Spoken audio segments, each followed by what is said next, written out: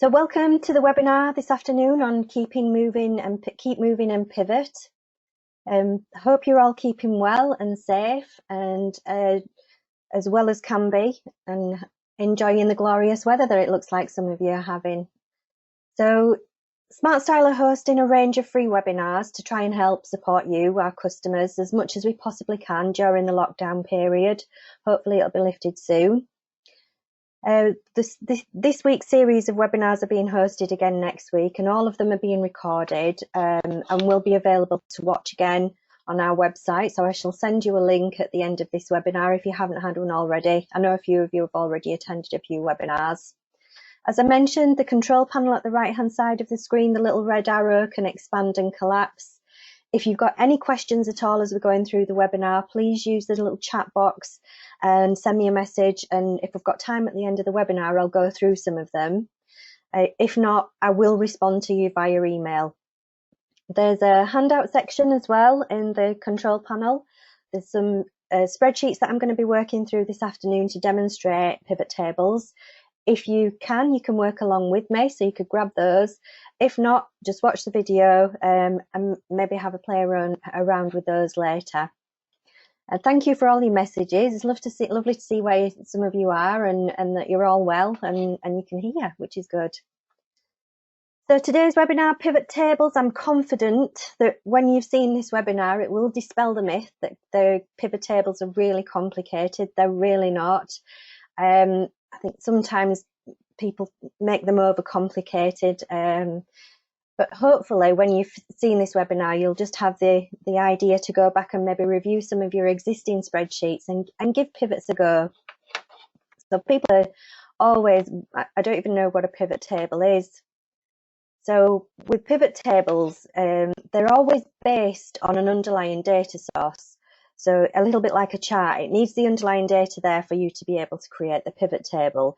And they're used to analyse data that's stored in a list. Now I've got a little sample there on the presentation. It's a tiny spreadsheet, but some of the spreadsheets that I see people using have got columns and columns and columns, hundreds and thousands of rows, and it's really difficult to do any data analysis. Lots of showing and hiding columns, lots of sorting and filtering data, putting totals in and take them out again. Really time consuming, and that's what pivot tables are for. So the idea of a pivot table means that you can quickly rearrange the data in an underlying data list and analyse it from different angles. So I'm sure you've all seen or played netball or basketball, maybe when you're a bit younger, a lot younger for me. And the idea of pivots in netball and basketball was to look at the field of play from a different angle. And that's exactly the same with pivot tables. Instead of having just headings across the top of your data with all the records listed underneath, you can pivot that round. So this little image on the right hand side, the pivoted data, is exactly the same data, but it's in a condensed format. I can see the whole thing in one small window. I've got all the data down one side, the subjects across the top, and the data in the middle. Within your pivot table, you can do a lot of similar functionalities that you do in a normal spreadsheet. So you can sort the data, you can pivot the data, filter the data, sorry. You can also summarize the data. So I don't know if you've used the sum function to add up a list of data. Excel will pretty much do that for you automatically when you're working with a pivot table. You can change that. So in this example here, you can see that Excel is summing the test results. You could quickly change that to do an average or a count or any of the other statistical functions. You can also create your own calculations within a pivot, and it just makes it really easy to identify trends and analyse data without applying endless filters to lists. You can pivot pretty much any list of data, but pivot tables are most commonly used when the list has got some kind of repetition to summarise. So if we have a look in the repetitive data, the pupils in these exams results, we've got a pupil called Rule. Rule appears over and over again. Rule has done an exam in spring and also in autumn and also in summer, probably further down, for different exams, so English and humanities and maths. So there's quite a bit of repetitive data, and I might want to ask questions of that data. So what was the overall total in spring? How well did the pupils do in subject? What did rule do for maths in summer? So quite a bit of repetitive data there. Usually pivot tables have something to analyse as well, some kind of value in there that can be analysed. So in this one, we've got totals of exam results. And when you add a value field into a pivot table, Excel will try and sum it, but like I say, you can change that. You can add text fields in, which Excel will, just by default, it will try and count the data for you. Nothing else to do with it, really.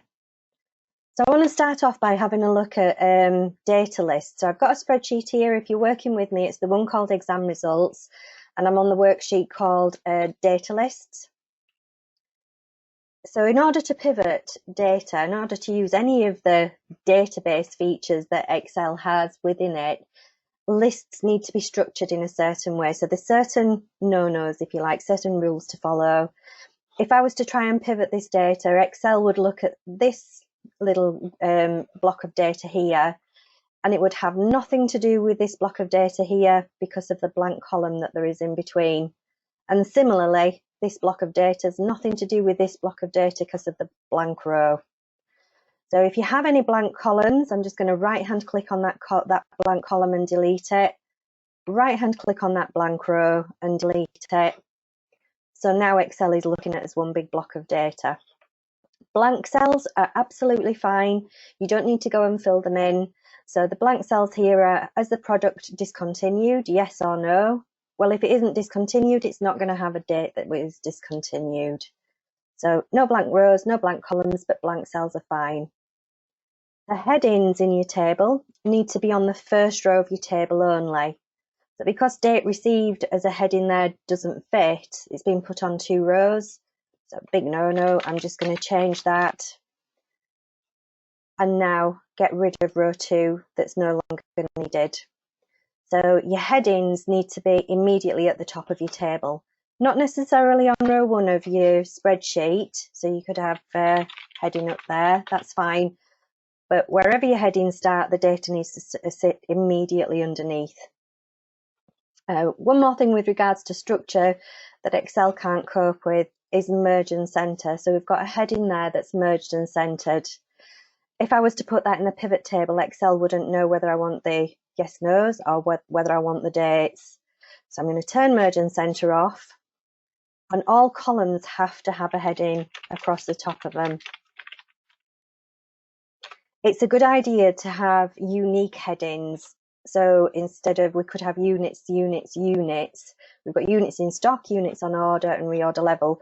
So they're all unique, which will make it easier for you to identify these when you're putting your pivot table together. You can't account for people entering data incorrectly. So I've got a word 5 here that should be a number. So it might be worthwhile just giving it a quick data check before you create your pivot table. You'll get errors anyway if there's any issues. So that's it. Our data is absolutely fine. We're now going to put a pivot table in, and I'm going to start off with quite a small spreadsheet. So this is the exam results spreadsheet that we were looking at that's got a lot of data. So Ashley's done lots of exams in different terms for different subjects with a test result for each. When you're putting pivot tables together, the columns and headings will be referred to as fields. So fields of data, a little bit like a farmer would go to pick his cabbages in his cabbage field and his lettuces in his lettuce field. So your subjects will be in your subject field, if you like. Because this data is just one big block, there's no blank rows, no blank columns, I don't have to waste my time highlighting the whole thing before I create the pivot table. Simply clicking somewhere in the pivot table will do.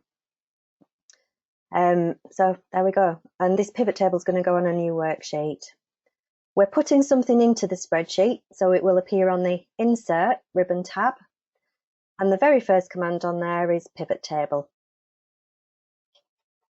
Right, so a couple of questions. Where's the table of data? Well, we were clicked in it, so Excel has just assumed it's a whole table and you've got marching ants going around it, so that's correct. You could use another spreadsheet, so maybe another spreadsheet that was stored elsewhere that's maybe not open, or maybe you've got data in an Access database. But for today, our data is right in front of us.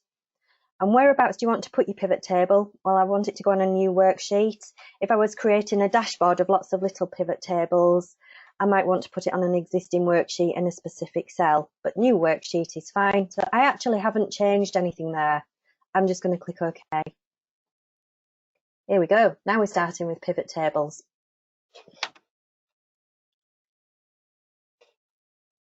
On the new worksheet, Excel gives you a foundation, if you like, an area in which for you to build your pivot table. And when you're working with pivot tables, your ribbon gives you additional tools. So we've got an additional 2 tabs here, pivot tables tools to analyze or to design. So analyze is all about getting the structure right and making sure that your pivot table's got showing you the data that you need. And design is all about making it pretty.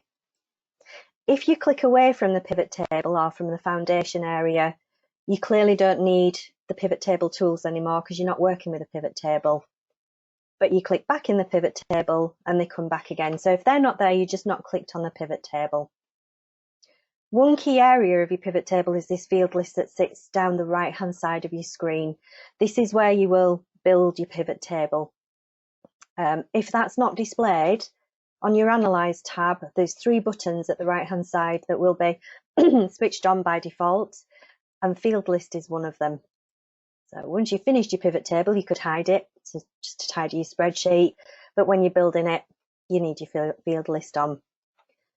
So how this is broken down, so Excel gives us a box here that shows us all the fields or the headings that were at the top of the table on which we're basing our pivot table. And then underneath it asks you whereabouts you want to put those data. You don't have to use all the fields like we had in the column. You choose what you want to go and where.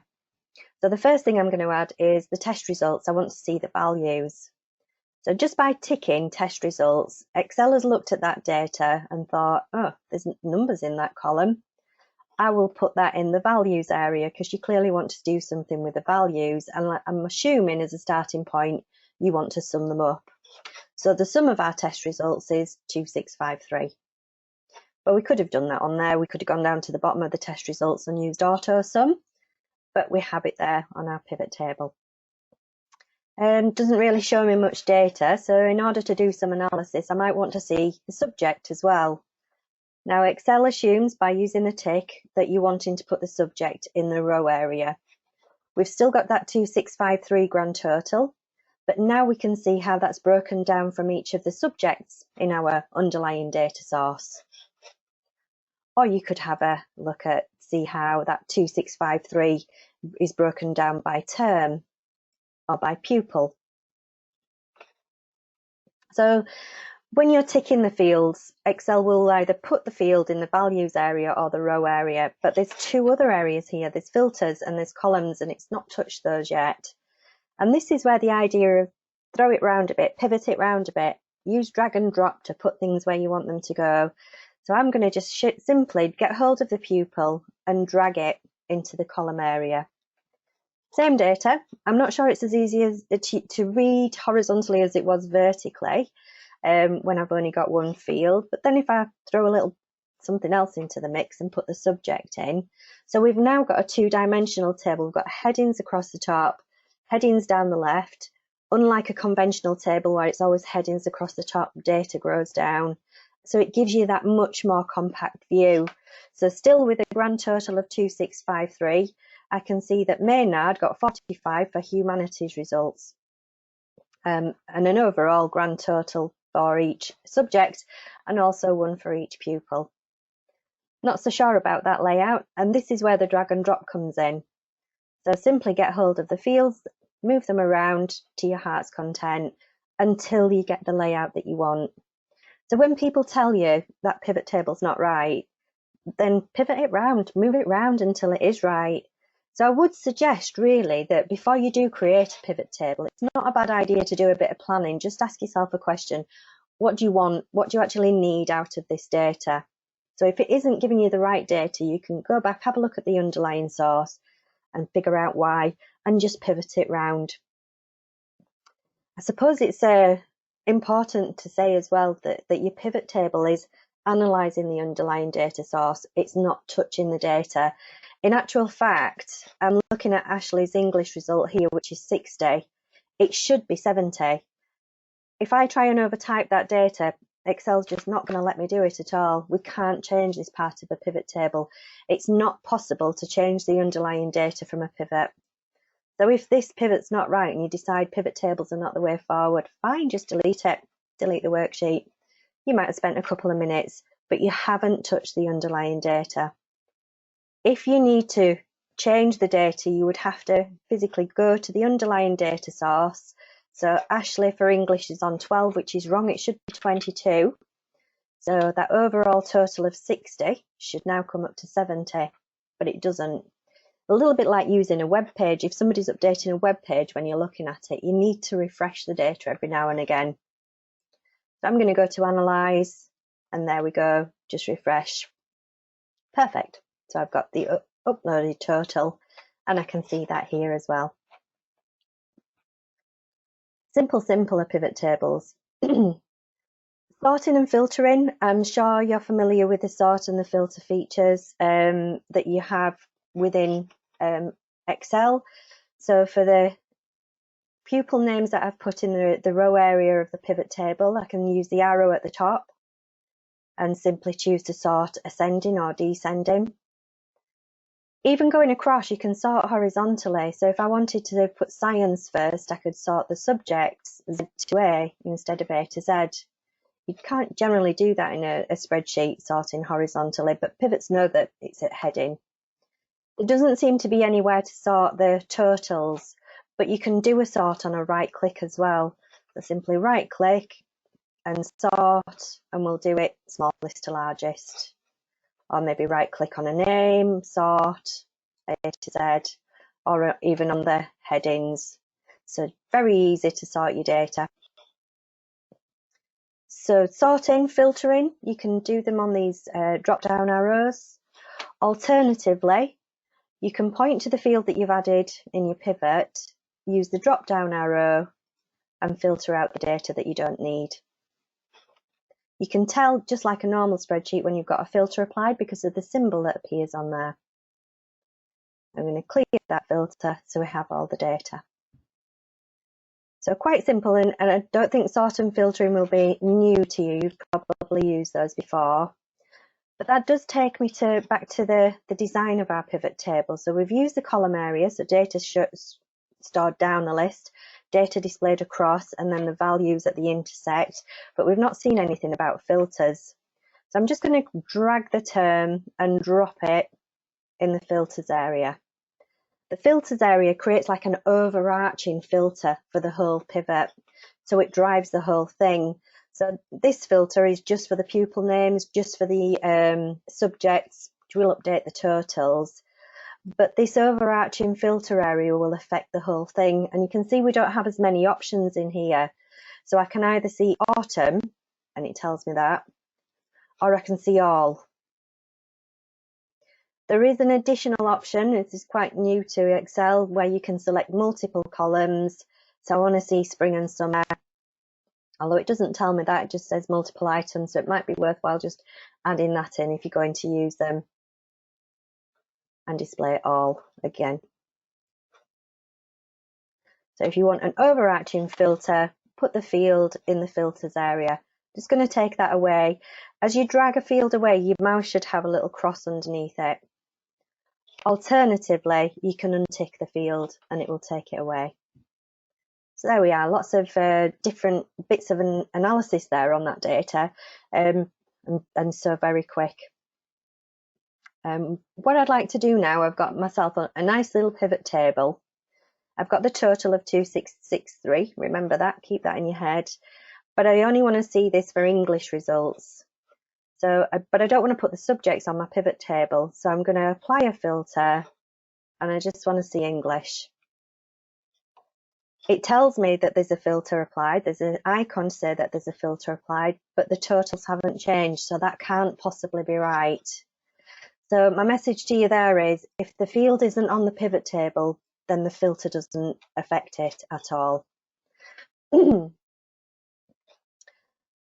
One thing that's absolutely fantastic about pivot tables, it has interactive filters, which are great if you're ever doing a presentation to a group of people. They don't know from looking at the pivot table. They can see that there's a field called subjects, but what subjects are they? How do I know what my choices are when it comes to filtering? So these interactive filters appear on your Pivot Table Tools Analyze tab on the ribbon under Filters, and they're called slicers. So I'm going to insert a slicer, and I want it for the subject, and I'm going to click OK. And there we go. So we have an interactive slicer now. So I just wanted English actually, so I'm just going to click on English, and straight away it shows me the English results, or maths, or science, French.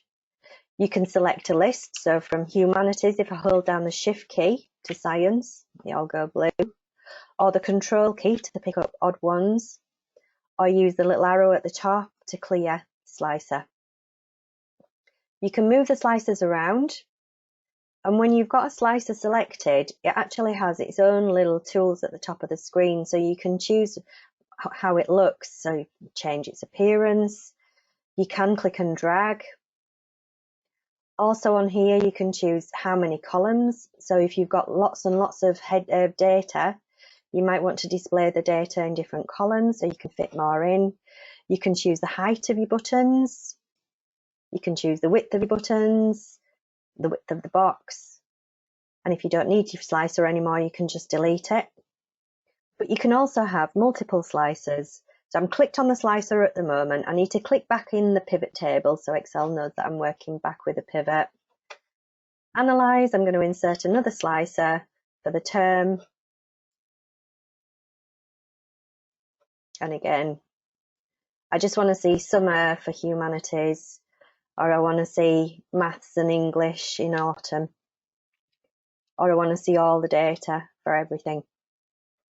Fantastic. What can I say about pivot tables? Everybody needs a pivot table in their life. I'm going to go back to my results worksheet now and click in here, and I'm happy with that last pivot table, so I'm going to insert another pivot table. The data is right. I do want it on a new worksheet. I'm going to just click OK. So we're going to have a look next at grouping data, and it sounds complicated. It's really not. Each time you use a field, the more fields you put in it, it creates a grouping. I'm going to put the pupil in the column area, and I'm going to put the term in the row area. But underneath the term, I'm going to put the subject. So I'm putting it below the term, which means that the term becomes the higher level in the group. And then that subdivides all the data for each subject underneath. So you can see all your autumn results, all your English results. You get a subtotal for each of the term or each of the first level in your grouping, and a grand total as well. You can expand and collapse these. So if you're wanting to just concentrate on the data for one particular area, use the plus and minus to expand. Oh, by the way, that was another one of those buttons that switched on. The plus and minus buttons. If you don't see them, just switch it on. You can still double click, to be honest, if they're not on. It's absolutely fine. But I prefer them there, to be honest. Your grouping, you can switch around at any time. So let me see the other way. I'm going to get hold of the term and just drop it underneath the subject. So I'm just switching the grouping order. So now it's grouped by the subject, and I see the results for each of the terms. I've not got many subjects in here, but I'm sure that some of the data that you're pivoting, you might find if you wanted to collapse them, there's a couple of hundred clicks to collapse. If you click on the field that you're wanting to collapse, so any one of the subjects in this instance, on the ribbon at the top of the screen, I can collapse the whole field, or I can expand the whole field, and it saves you doing it one at a time. With grouping, you can add grouping. You might then need to scroll up and down the list. So now we have each subject is then broken down by each term, which is then broken down by each individual pupil. That'd be a little bit long, that one. I'm going to put the term over in the column area, and I'm going to put the subject underneath it. So grouping again, and this time we've got the term across the top with each of the subjects underneath and a total. Next term, subjects, next term, and the subjects below it. Like I say, there's no right and no wrong when you're dealing with a pivot table. Does it give you the information that you need? Is it showing you what you need?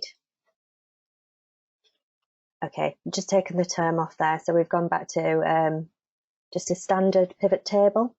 And drilling down on data is quite useful as well. So I'm just looking at Mr. Davies that we've got here, and I can see that he got 84 in. Actually, let me take the term off and put the subject back. So Mr. Davies, for French, he got 45 and he got 38 for English. He usually does much better than that for English. And I want to know what were the underlying values that summarise that data. Hovering over the cell tells me that the value, the row and the column, I could see that anyway. If I wanted to see the underlying data, I could go back to the results worksheet and start putting filters on and having a look at the data. Alternatively, I can just put my mouse on the figure and double click.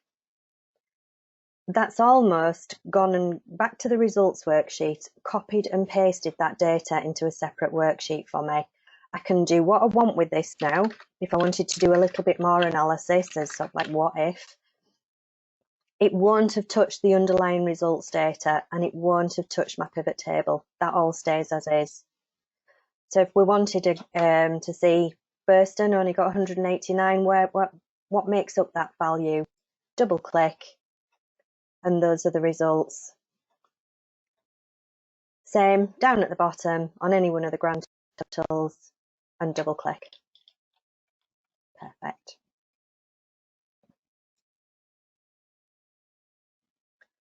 Okay. I'm going to move to the first worksheet that we've got here now. I just want to do a little bit more with the values. We've had a look at the structure of a pivot, so sorting, filtering, grouping, drilling down, refreshing the data. But we haven't done anything with the values. It's just been sum of, sum of, sum of. So I want to do a little bit more with that. So from this particular pivot table, I'm going to insert a pivot table and we'll put it on a new worksheet. Let's have the category name in the row area, and I'm going to put the price in the value area. Okay, so just a nice little pivot table. Any kind of formatting, they are just cells, so if you want those as currency, absolutely fine. Just change it on the ribbon as you normally would. But again, on this pivot table, down in the bottom corner in the values area, I can see that Excel's doing a sum of the price and I'd like an average. So I'm going to just click on the drop down arrow and go into the settings for this value field, change it to an average, and OK. So there we go, we have the averages. So that was drop down arrow, value field settings, and maybe change it to a count, which isn't appropriate being formatted as currency. Or go back and change it to a sum. But it's so clever, and the way that it deals with its calculations and the way that you can analyse the data. So I can see here that I've got 17,230 for beverages. What percentage is 17,230 of the overall total, 78,000? What percentage is 6,000 of the overall total? And you might be sat there groaning thinking, oh no, I don't want to be working out percentages of grand totals. Excel can do it for you. So if I go back to the sum and go into the value field settings, there's nothing wrong with the summary. There's nothing wrong with this function that it's using to summarize the data. But it says that I've also got options to show the value as something. So I want to show the values, each value as a percentage of the column total, but it's not putting any calculation on at the moment. Well, I would like to do a percentage of the column total, please. Thank you very much. And hey presto, no putting calculations in, that data is just displayed for you. and value field settings, show value as, no calculation, you can take it away. I did mention about working with dashboards, that's the word I'm looking for, with dashboards earlier. So dashboards are like lots and lots of little pivots that you might have showing you different types of data, and they work really well with slicers as well. So I want this pivot table that I've got here, I want one to show me the totals, but then I want one to show me those percentages. Rather than going back to the original data, inserting a pivot table, you can simply select your pivot table, copy it, and paste it where you want it to go. And I've never had any proof of this, but I've been told that that actually takes up less file space than it does inserting a new pivot table. So in this second pivot table, I'm going to change the value field settings and show value as percentage of the column total. Marvellous. So we have our data all there. If I go back to the data list and maybe change some of the values, let's change that one to 500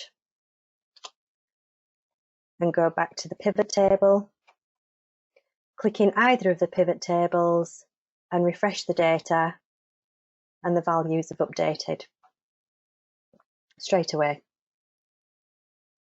You can also create your own custom calculations.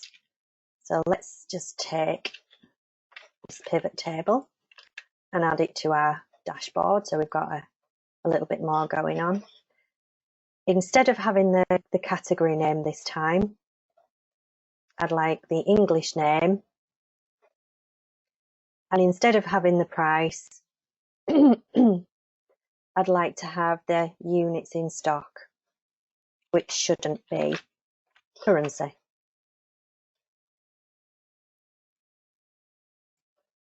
Okay, so that's great. I've got for each of the products, I can see how many I've got in stock. It's not really what I wanted though. I wanted to know what the value of that stock is. So if I've got 936 of those in stock, and let's say they're 50 quid each, how much is the value of that stock? So in order to do that, if I go back to data list, I'm going to need to multiply the price by the units in stock. Now I could do that here, add an extra column and put the calculation in. I don't really want to do that. I don't need it in my underlying data source. I just need it in the pivot. So I'm going to go and do this directly in the pivot table by clicking on Fields, Items and Sets and creating a calculated field. Give the field a name, because remember we're talking about field names, headings now. So I'm going to call it stock value. And then the formula, the calculation, it says it equals nothing at the minute. Well, it does need to equal something. It needs to equal the units in stock, just double clicked on the field there, times by, so just type your symbol in, the price. I don't know if you've noticed it's put apostrophes at either side of units in stock, but not on price. It's because the units space in space stock, it doesn't like the spaces, so the apostrophes just show it as one big field. And I'm going to add that in. Perfect, that's more like it. Now I've got my stock value.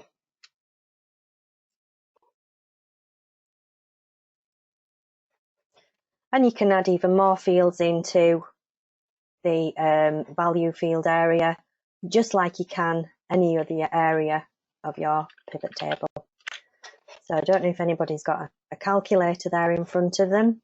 So 936, or you might be able to do this in your head, times 507 should come out as 474,552.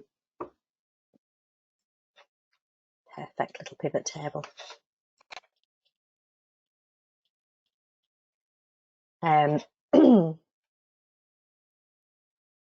Okay, let's go back to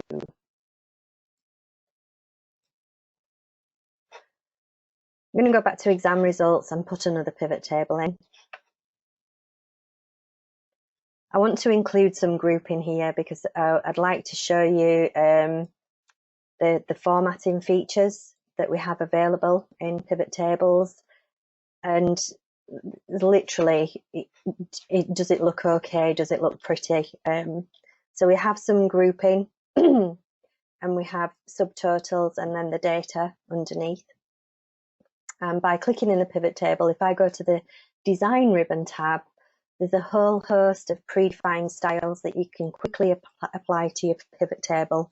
Some are a little bit more gaudy than others, and not everybody is allowed the flexibility of choosing different colours. They have to stick with corporate colour schemes, but today I can do what I want. So that's the first thing. How do you want it to look? So that looks better already. There's a couple of tick boxes here. Do you want your header rows formatting? Oh, yes, that did look better actually with those formatted. What about your column headers? Again, yes, it looked better. Banded rows will draw attention to the data horizontally, and banded columns will draw attention to the data vertically. Or you could have both on if you wanted. One thing I'm not 100% sure about on this particular pivot table is that English, actually, let me choose a colour where the easier to read. That's better, just so that the numbers are clearer. So for English, personally, when I'm reading data, if I wanted a subtotal, I'd look at the data and go, okay, so that's 181, that's 187, but it isn't. The subtotals sit at the top along with the title. With formatting, you can just simply choose subtotal, don't show them, so we don't have them. Or you can have them where they were, at the top of the group, or my preference would be at the bottom of the group. So to me, that's easier to display. You get grand totals automatically on most pivot tables in the last column and also in the bottom row. But again, you can use the grand totals drop-down list and have them off for rows and columns, so no grand totals at all, on for rows and columns, just for rows only, or just for columns. There's a couple of different report layouts as well, which will change the appearance of your pivot table. Repeat all items in a heading. If you're needing to copy this and put it elsewhere and you wanted to know that they're all English because you're putting them in a big list, it's quite handy just to have that repeat or do not repeat, depending on the layout that you've chosen. So there we have another pivot. One thing I haven't shown you is anything to do with dates. Okay, so we have some dates in here. In actual fact, I'm going to go back to exam results because there's a couple of features that you might find useful here. Just put today's date in and just, I'm not bothered what the dates are for the purpose of this, it's just to demonstrate dates to you. So we've got a sequence of dates in there. If I go back to this particular pivot table, I'd like to put the dates in here, but I can't see them. I can't see that new exam date field that I've just created. Even with a refresh, I can't see the exam date field that I've just created because it was out of the range of the original pivot table. The original pivot table was columns A, B, C, D, and I've just put that data in D, which is out of that range. So refreshing isn't working. So go one step on to change the data source, and I can see what the problem is there. So it's finishing at column D. I'm just going to change that to an E. Ah, there we go. We now have exam dates. So I would like to group this data by dates. I'm just going to stick the exam dates in here. So what Excel has done is it's created some extra fields for me. I only had one called exam date. Well, it's created another one called months. And each of the dates were unique, which it's displayed underneath. So that's absolutely fine. I do want to see the month, but I don't need the individual dates. They can go. So now my pivot table is showing me just the dates I need. And we talked about slicers earlier. You've also got a timeline slicer. So if you wanted to see anything within a specific date range, yes, you could filter the data, nothing wrong with that. But you can have an interactive filter with timelines. But as you can see, it's only going to allow you to do this for fields that have got dates in them. So exam date, okay. I just want to see September. Okay, what about August and September? So just click and drag. What about July as well? So it's displaying the days in months for me. I might want to see it in quarters. So if I put quarters, so I can pick quarter 4, quarter 2. So it saves you going January, February, March. You just click quarter 1, nothing. You could also see it in a little bit more detail. So if you wanted to see specific dates or years, but the default setting is months for you to display the data. Again, we can clear that to see all of the data.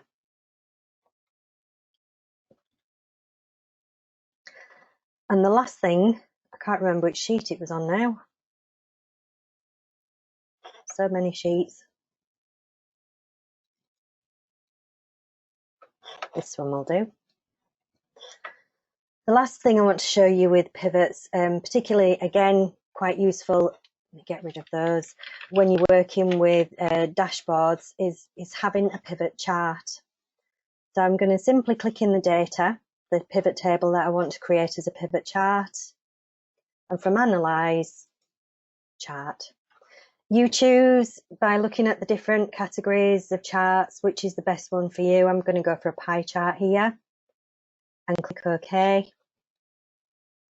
Because it's a pivot chart, I can also use the functionality. Now, one thing to remember, the pivot table is based on an underlying data source, and the pivot chart's based on the pivot table, and they're all feeding from each other. So if I was to remove beverages and condiments from the chart, they'll disappear from the pivot table too. If I was to, in the pivot table, add them back in, they'll appear in the chart too. Standard chart settings, excuse me, you have tabs on the ribbon, so we've got extra ones now. I've clicked on the pivot chart, so I can format the pivot chart individually, choose specific designs, excuse me, change the colour schemes and add and remove elements, as well as having the Analyse tab for analysing the pivotal data. Sorry about that. And I think you'll find, hopefully, from what I've covered there with you this afternoon, I hope you've found that pivot tables, they're not really that complicated. The main thing is knowing your data source and knowing what you want to get from them, and then having a little plan in your head how that's going to look, and just build your pivot table. And just remember, if it's not working, if you're looking at your pivot table and thinking that's not what I wanted at all, it's not working for me, just delete it. It doesn't matter. You're not affecting anything. It's only looking at the underlying data source and analysing the underlying data source, not touching it. I think that brings us to the end for today. I have got my questions panel up, so if you've got any questions, do you want to just fire them away in the chat box? If you're leaving, there will be a short survey if you wouldn't mind filling it in later. No questions? That's odd.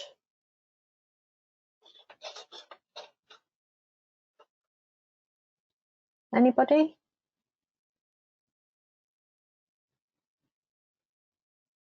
Okay. In that case, I will say thank you for attending. And thank you, Neil. I'll say thank you for attending. Once this webinar recording is published, we'll get it on the website and you'll have access to it. So thank you again, and hope to see you again on future webinars. Bye and keep safe.